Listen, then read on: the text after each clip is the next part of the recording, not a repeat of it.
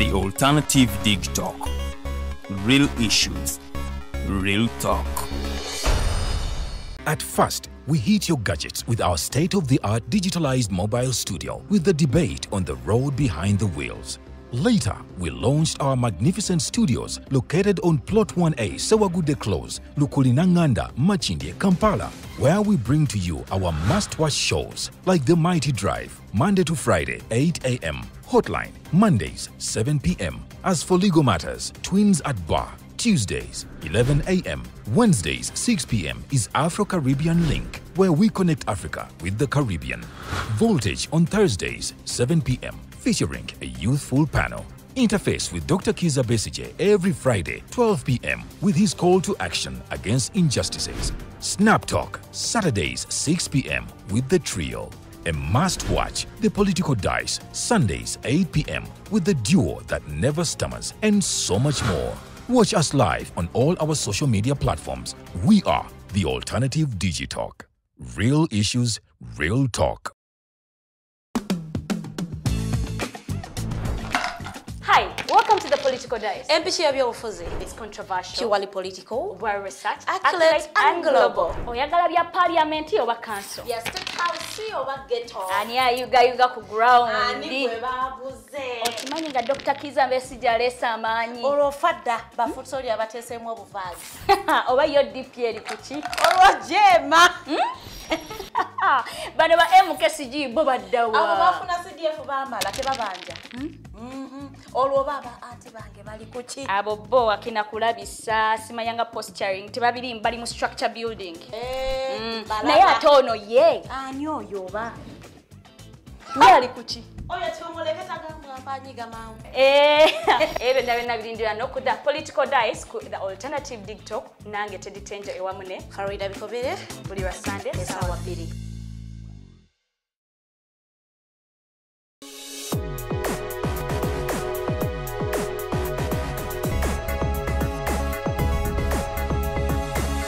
The Alternative Dig Talk. Real issues, real talk.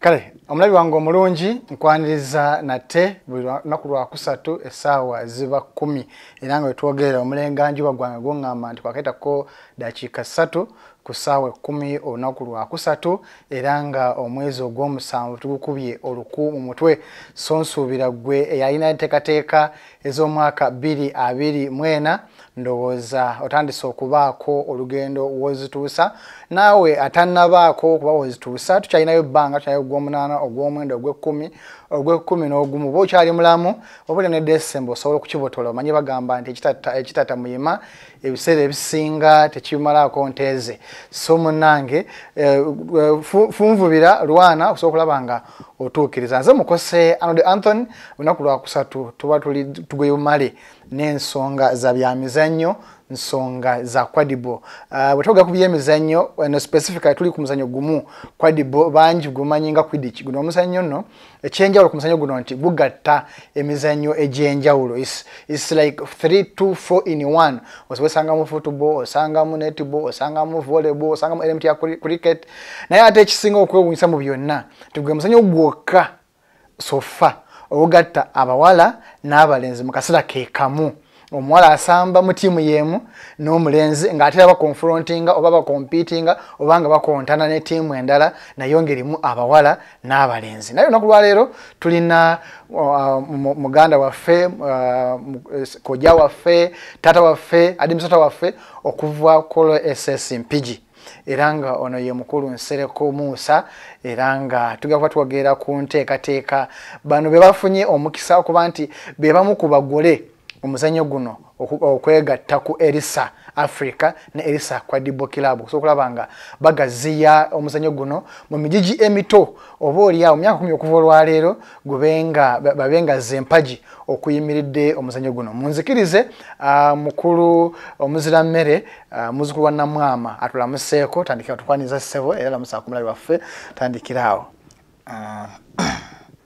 abalabi baffe aba program eninganzi tubaniriza nnyo era tuli basanyufu okubaako nammwe ku ssaawa eyakati. Erinnya n'eddoboozi Nsereko Musa, omu ku ba directors era administrator w'essomero lya Kololo Secondary School erisangibwa Empigi.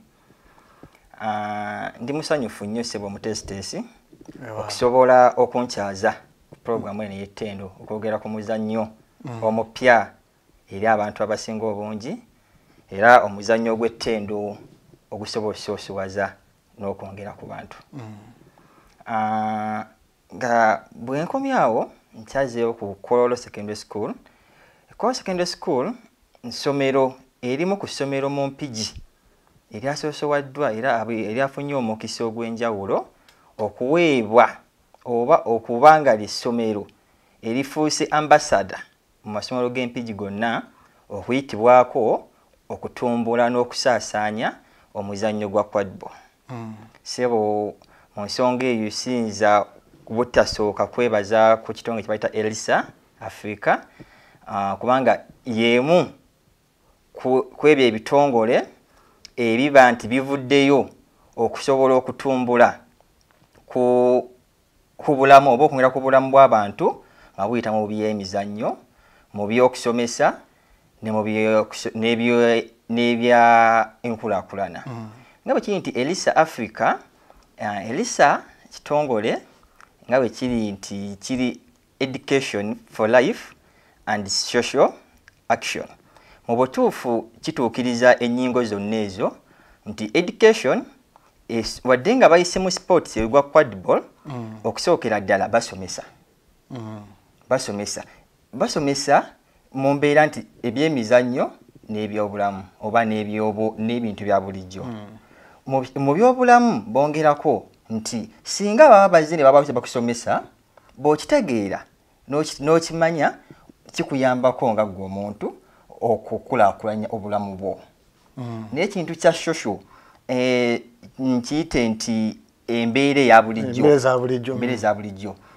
Mu butuufu Elisa yagezaako okwenyonyola mu bifaananyi ebyo endigito nnya ezo mutuufu zivaayo bulungi kubanga mulimu okusomesa, obulamu, embeera eza bulijjo n'okukola byonna bye bitambuza obulamu. Weewaawo twalaba omubaka omukyala ng'atongoza muzannyo guno Kololo.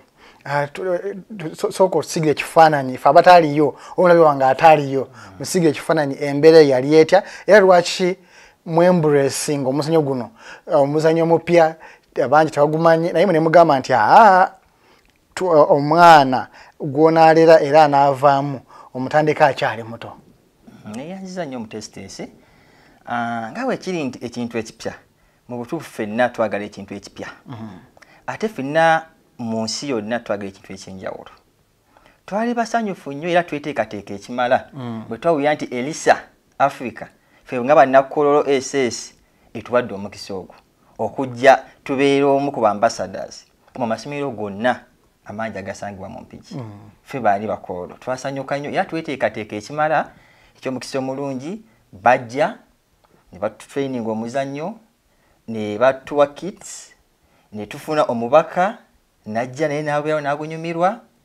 So ate kyatugattako nnyo nti tekoma ku muzannyo gwo kwa Elisa Africa erina ebintu bingi okugeza okubuulirira counseling. Twafuna okusomesa omuzannyo ne tugutegeera naye twafuna okubuulirirwa. Abaana baffe bafuna omukisa nti bafuna abakansalazi ab'enjawulo nga kityo bava mu kitongole kimu kya Elisa. Era nkakasa nti bwe mwatusanga nga temunaba kujja aba Elisa siye mwatuleka. Twagattako nnyo, twakyuka mu mbeera eza bulijjo, mu kugattako ekitone ne mu byenjigiriza ne mu mpisa nti twafuna okubuulirirwa. Ate nga tuvudde ku ekyo naffe ng'abala abantu we beebuuza omuzannyo ogwo gujja gutya okuba nti gwa njawulo. Ate ffe twakikakasako kuba twakiraba nti si muli muzannyo gwonna nti osobola okusangamu gender zombi okujjako mu quadball. Quadball ye ttiimu gy'okola nga tesosodde abaana ab'obuwala n'abaana ab'obulenzi. Ekyo nno kiyamba ki? Kiyambako abaana baffe oba bannyinaffe okukula nga basobola okweteeka mu mbeera nti omuntu kyasobola okukola nange nsobola okukikola. Nze ndowooza nti Quadrible si muzannyo gwezannyo kyokka, naye Quadrible gwe muzannyo ogwajja okukyusa n'okwampawalinga abaana b'obuwala okubajjawa gye beeraba okubateeka ku level eddako. So omutesitesi ffe Elisa bwe yajja n'omuzannyo ogwo twasanyuka nnyo, era nkakasa nti n'emikwano gyaffe mu Mpigi bannaayi amasomero mukkirize omuzannyo guno gujje. Omuzannyo gwo gugenda kukyusa ku ekyo kye mulina, gugenda gattako bingi. Kati wenyini awo njagala otubuulire sofa biki ebiri tangible okusinziira ku kabanga katono ke mwakaba nti mufunye omuzannyo guno okuva mwagulonshinga, then otumala awo tubuulire enteekateeka ze mulina okulolinga awo togenda mu masomero gammwe oba tusobye nti mulina competition tumagala kuyigiriza bakompyuta babayiranye. Soka soko tubuulire sofa abaana bamwe bembracinze batya omuzannyo guno. Okay, ebiri intangible bingi. Okusookera ddala abaana bongedde bonga bo mu muzannyo gwennyini bongedde okumanya bute baguzanya. Bongedde okumanya abantu abasinga beebuuza nnyo akati ako ke bayita broomstick. Broomstick eyo omuntu yeebuuza kali katya tekagwa tekakola ki, kati ffe ebintu ebimu ku byo omukisa gwe tulina n'obudde buno kyensuubira nti kirabika kiriyo naye kati bali mu kazannyisa olw'ensonga nti balina kye basuubira ekinene mu maaso. So tufunye ebintu ebikozesebwa nga gw'omuzannyo kubanga Elisa Africa bwereeta ekintu bwekito tekuleka kyekimu. Bwereeta ekintu era egezaako okukolekera ku ebyo naawe ogende mu maaso ng'okola ki ng'okipracticinga. So ntegeeza mikwano gyaffe bannampigi amasomero g'omu Mpigi si primary si secondaries ne tuitions, guno muzannyo tegusosola myaka, tegusosola size, tegusosola height. Buli mwaguzannya era ojja kugulaba nti nebeziba goolo ziri mu steps za njawulo. Kitegeeza bateekawo empanvu omwavu ateebe, ey'omumakkati addako ateebe n'ennyimpi okulaki naffe bapimpi joni natuwa omukisa okuteebako. Egoolo ziba ssatu, kitegeeza nti ziwa omukisa buli omu. So amasomero agatwetoolodde mu Mpigi bannaaye ffe twafunye omukisa naye tukyaba tukozesa omukisa gwe twafunye nammwe tutuuse gye muli. Tuli beetegefu nga tuli wamu n'ekitongole kya Elisa kiina abatendesi abalungi, kiina abantu abateefuteefu abasobola okuteekateeka abaana si mu muzannyo gwokka naye ne mu mbeera eza bulijjo nga bwe kiri nti kuliko social action ne mu mbeera eza bulijjo esigala mu maaso nga egattako ku muyizi. So omutesitesi ffe nga bakololo SS mu butuufu tufunyeemu sofa ku ekyo ekyakalabikawo.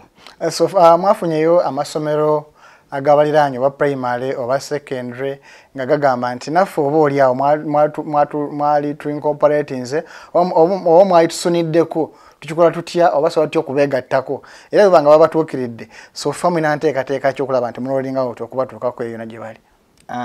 Nga bwe tuli ba ambassadors mu butuufu twafunyeeyo nga twafunyeyo essomero naye ng'ate before ne ku ssomero ttiimu ey'ekyalo nga Kololo ng'ekyalo Kololo ate bo bajja ne balaba omuzannyo nga guzannyibwa baagwagala nnyo era bo beeteefuteefu okubanga baguyiga. Abali badde ng'abazadde bogamba nti abaana bagwa ku mpagala bakaddiye naye baagwagala kubanga baagwagala olw'ensonga si muzannyo gwa kutuyana nnyo, si muzannyo gwa maanyi, si muzannyo gwa kufiirawo nga bwe kiri nti muzannyo gwa kunyumirwa gulina amateeka malungi si lutalo nga bugenda mu muzannyo omulala nti olina okugudduka ogobe ebikonde bakukuba onuuke. So abazadde oba bannakyalo Kololo baagwagala nnyo era ne baagala nnyo n'oguyiga era tukakasa nti nga ba-ambassadors tulina enteekateeka ebakwasaganyiza both side yaabwe n'amasomero. Tulina awed agawandiise nga baagala okwongera okumanya Quadrible kyeki, Quadrible omuntu wagala Quadrible afuna ki era nga kakasambu tulina package emala okusobola nga tubakwasaganyizaako ffenna okufunamu. Okay. So twalabayo omubaka nayogere ensonga nnyingi. mulina enteekateeka ekola follow-up n'omubaka okusobola kubyogera n'okubasuubiza kuba ebimu ku byeyogera yagamba nti ayagala kulaba engeri gya pushing omuzannyo guno paka mu parliament oba oliawo akakiiko k'ebyemizannyo mu parliament kalabe engeri kikukwasizaako mu nsonga zino mwageza okukola follow-up oba temunnaba mulina nteekateeka kyokulaba mukolagana ba Elisa then mukola follow-up ku nsonga eno. Omutesitesi ombuuza ekibuuzo ekirungi nga bwe kiri nti emabega waffe waliyo Elisa Africa si kitongole butongole nga bya bulijjo. Kitongole ekikola, kitongole ekirumirirwa era ekigattako. Elisa Africa yetutuusaako omubaka nga bannakololo. Omubaka yatusuubiza ebintu bingi era ng'abaali mwe baabiraba. Era naffe tugezaako nnyo kyensuubira nti tujja kuyita mu bakama baffe ba Elisa tukwataganye n'omubaka oba oliawo ebisuubizo kye tusuubiza kinaatuuka gy'alaga kituuke. Naye nga obudde buno twogerezeganganya era tusuubira nti bwangu ddala ebimu ku byo binaakyuka. Kale awo kirungi. Nga tukyali ku nsonga yennyini awe tulaba nti ebiseera ebisinga amasomero gakonsentratinga nnyo okuyimba, okudduka oba oliawo n'omupiira. Naddala nga naye guno tugenda kulaba nti baali baddukira ebisaawe babitunda basambira ebisaawe bigenze biggwawo. Omuntu ayina essomero mu kibuga mu makkati nga sina kintu ayina compound kyetaagisa space kika kye yeetaagisa so kulaba nga oba oli omuzannyo guno agwaniriza kuba eriyo atwegomba kati saawa zino naye agamba bwendi wafunda so tusigire ekifaananyi omuntu amanye nti ekitegeeza guno omuzannyo si kisaawe kiramba oba kasaawe katono oba netaga ebyalo bibiri so oli akiyingire nga akitegedde. Ekifuula omuzannyo kwadiba ogw'enjawulo mwanati oguzannya oba ogw'embu esinga mu society yo tegwetaaga iika ya kisaawe.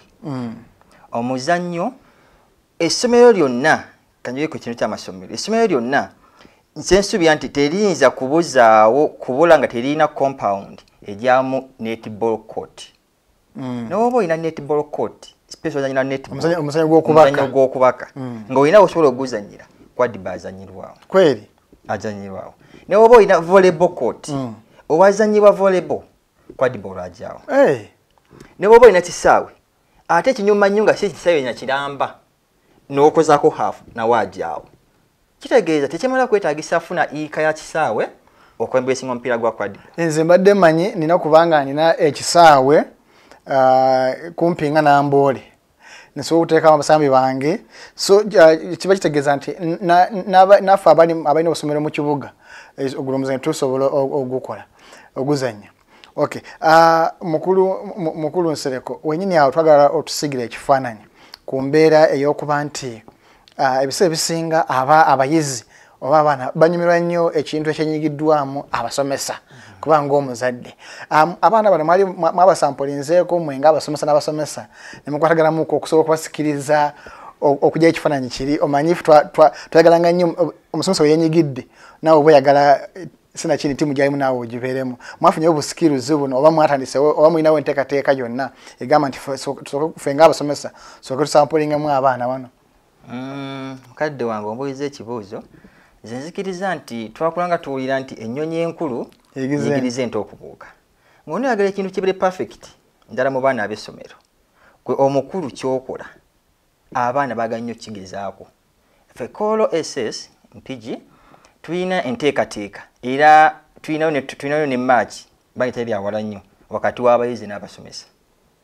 Kiyambye nnyo n'abaana okwagala okugwongera tusobole okukuba abasomesa n'abasomesa bagamba naffe tujja gutraininga tuleme okukuwa baki abaana okusobola mu baana. So enteekateeka weeri era nga bwe nkugambye nti ffe twagufudde nti gwe gumu omuzannyo ku mizannyo tugenda okwembulensinga era naffe osanga luliba olwo etugamba nti osakika mu kwadiba game obongo budde ku Kolo SS mu masomero gonna agatwetoolodde omuntu bagamba nti kwadiba ekijja mu bwongo Mpigi Kolo SS.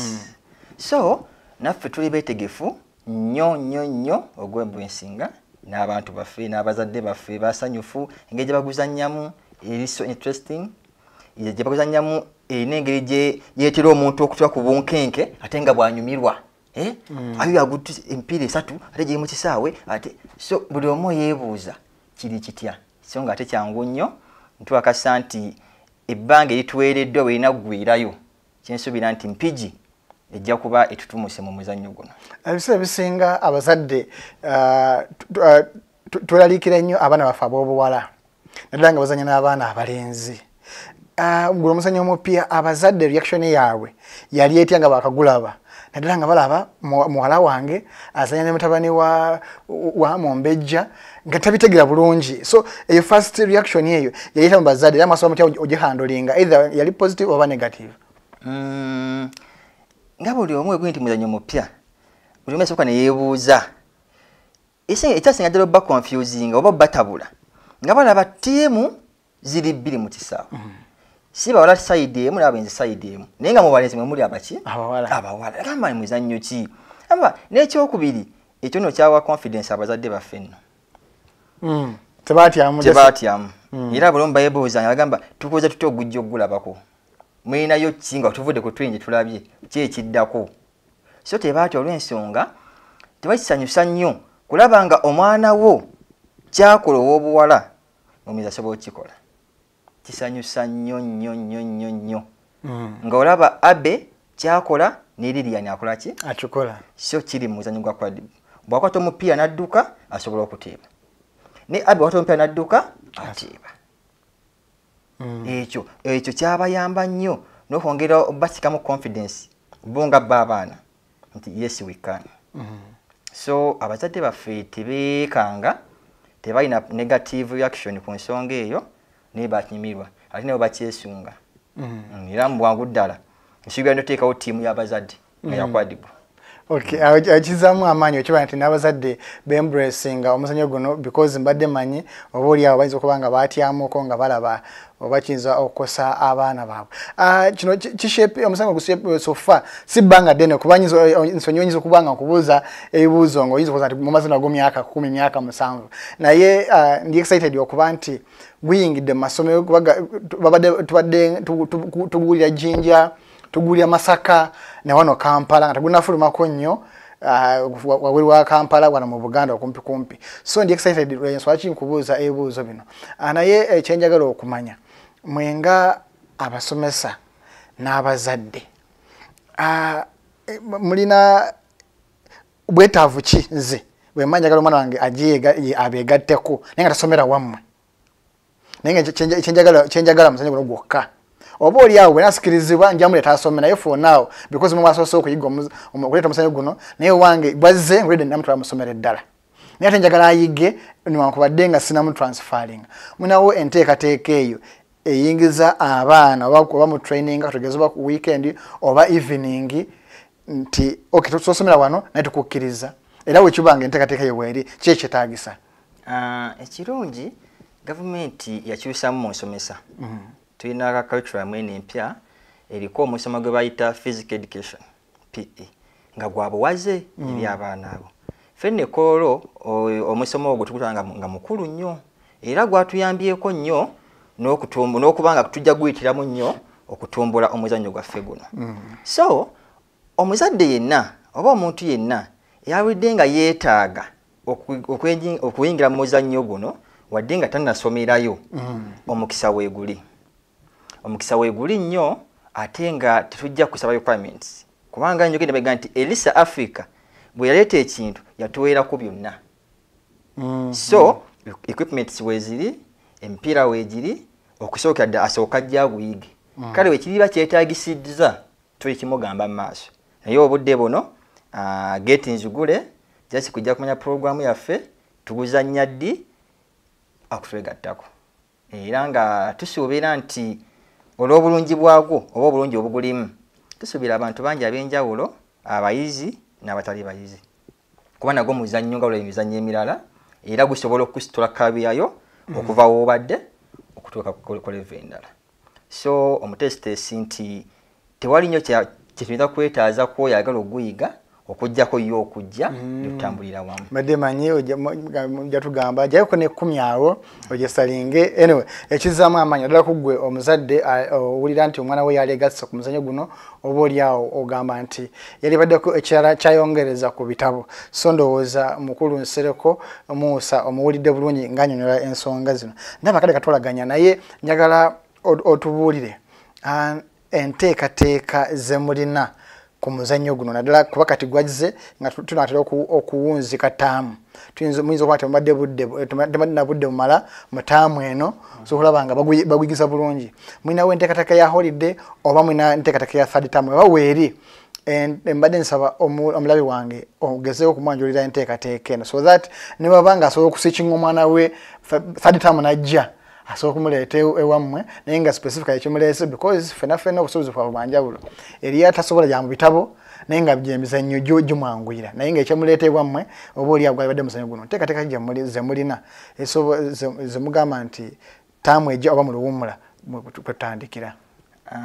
Ssebo ow'ekitiibwa ffe Kololo obudde buno tulina ttiimu zibiri ez'abayizi tulina ttiimu emu ey'abasomesa ze ttiimu zisatu tusuubira ffe emu yaffe tusuubira okuba ku Kololo nga tulina ttiimu eziwera 6 nga zisobola n'okwekuba tournament zo nga zo olw'okuba nti obudde gwazze obudde ttaamu eggwako ffe nno tekitukosezza oba okutulemesa ogenda maaso ne puroguramu zaffe olw'ensonga nti okumanya babadde beeteefuteefu bo abayizi babadde basaba bazanye ne interhouses eza Quadribo nimbagamba nno obudde tekolaki tebumala naye enteekateeka weeziri nnyingi era nga ku nteekateeka ezo kuzo tuli mu kwogezeganya ne bakama baffe aba East Africa tulina editions zibadde zitambula mu Uganda eza tournaments so tusaba nti singa babeerawo omukisa gwonna edition ey'okusatu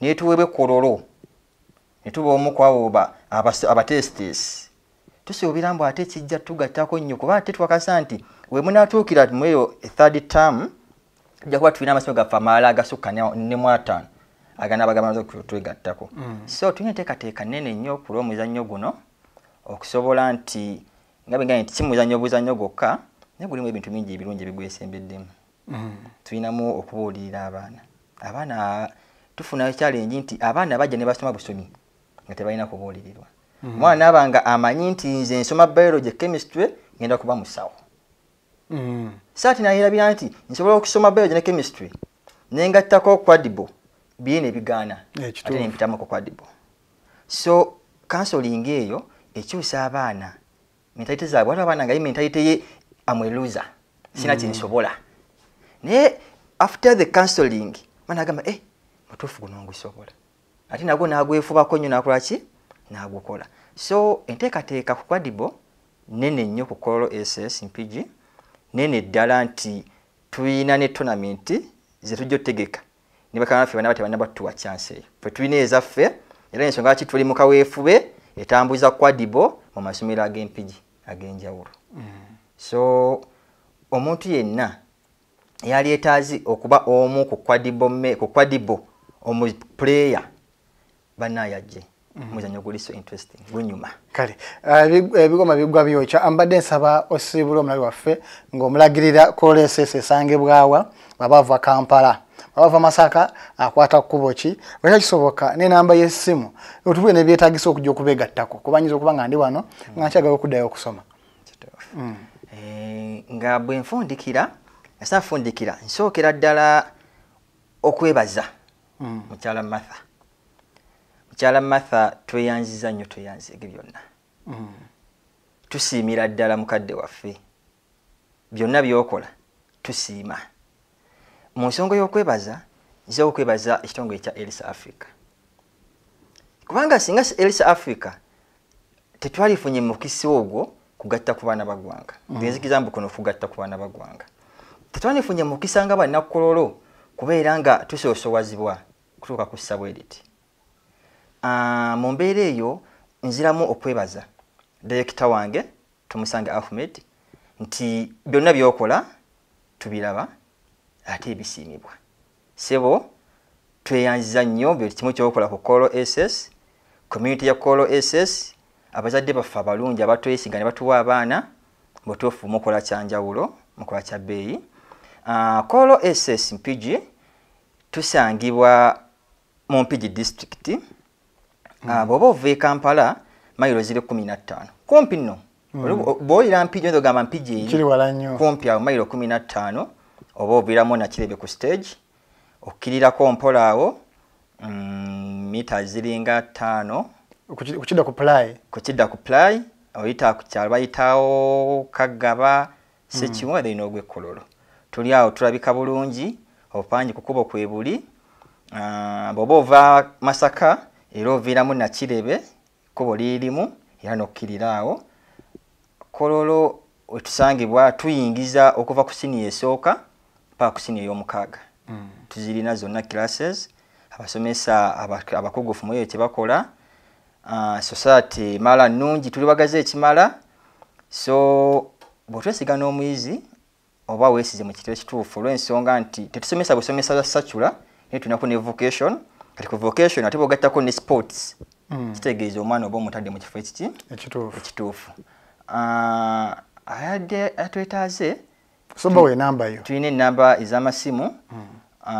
Tulina MTN eri 0782 85 73 3 eyo ya director administrator. Tulina 0702 67 35 22 eyo ya mukama wange director Tomusange Ahmed. Tulina ya office eri 0703 64 36 03. So is a number zonna zibeera kutezivaako. Omuntu yenna yalibadde yeetaaze okutwegattako sina kindi otwegattako olw'omuzannyo gwa Quadbo tukwaniriza nnyo. Oyinza okugamba nze okusoma mpulira siri mwetegefu naye ate omuzannyo ngwagadde bannaye jangu ekikulu kya byonna bw'otya bwe tugasseeko ku bulamu.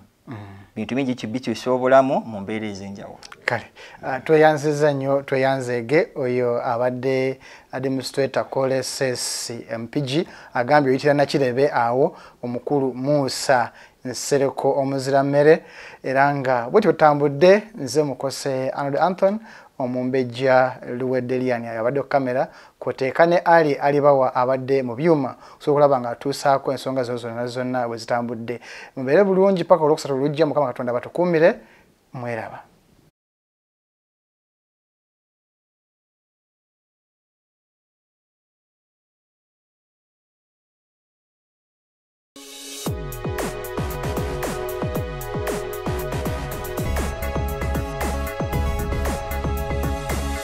The Alternative Dig Talk. Real issues, real talk.